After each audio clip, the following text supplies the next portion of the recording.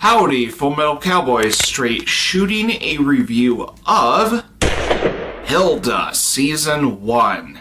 Hilda is a Netflix original series that started being released on Netflix in 2018. I remember seeing a trailer about a couple weeks before the first season of Hilda came around, and I thought, this looks kind of fun. So I watched the first episode to see if it was something I would be willing to review immediately. And then I decided to kind of put it on hold until a later time when I felt like watching the whole entire first season of Hilda. And then I finally sat down and watched the first season of Hilda, and I enjoyed it greatly.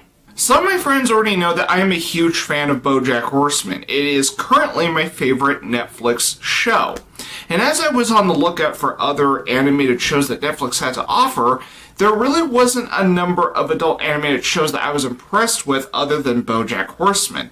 Now, as for children's animated original Netflix series, I wasn't impressed by the selection either. Hilda is that one exception. Now, before you jump into this show, I want to give you the premise of Hilda. This show is about the titular Hilda going on adventures as well as befriending people and monsters. Sounds boring on paper, right? Well, given its lighthearted tone, energetic animation, and just straight up fun, it's executed very well. And after just one season, there is not one single boring episode in Hilda. And that's because the events that happen in each episode are a blast. Not to mention, this show is very energetic with every single frame. The animation is very good for a children's animated show. I would even say this is the best animation I am seeing on a Netflix original series. Even more well animated than BoJack Horseman. And I love BoJack Horseman. I think the writing is better in comparison, but I think Hilda has the better animation between the two. And I'm not saying this because this is a recent animated Netflix original series. I'm saying it because of the amount of work and detail that was put into the animation of Hilda Season 1. And I also think the show is also very charming with its character designs as well. My only tiny little nitpick with Hilda, in terms of its animation, is some of the color palette. I think a little sprucing up would be nice, but it's really a small, tiny issue that really does not hurt the show at all. While Hilda's premise may sound basic on paper, as well as feel very Monster of the Week, there is actually continuity in this show, which is not really a new concept for this type of show because there are other shows within this decade that could have not had continuity but do have continuity in them, such as Adventure Time, Steven Universe, and so on. But the nice thing about Hilda, which is a little something I appreciate about this show, is that most episodes will foreshadow the next one. And that's something that keeps me interested in wanting to watch more Hilda.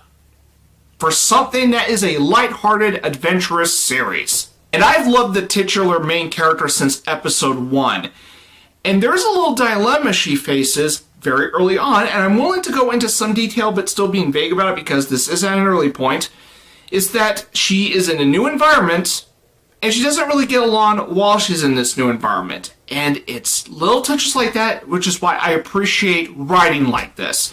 Because Hilda is the show that really does establish its main lead as someone who loves to go on adventures in the woods. And also befriending creatures. But when she's in this new environment, she doesn't behave the same way. And I love that attention to detail. But what about other characters like David and Frida? Well, David has his own strengths and weaknesses, and he does stand out as a character in this show.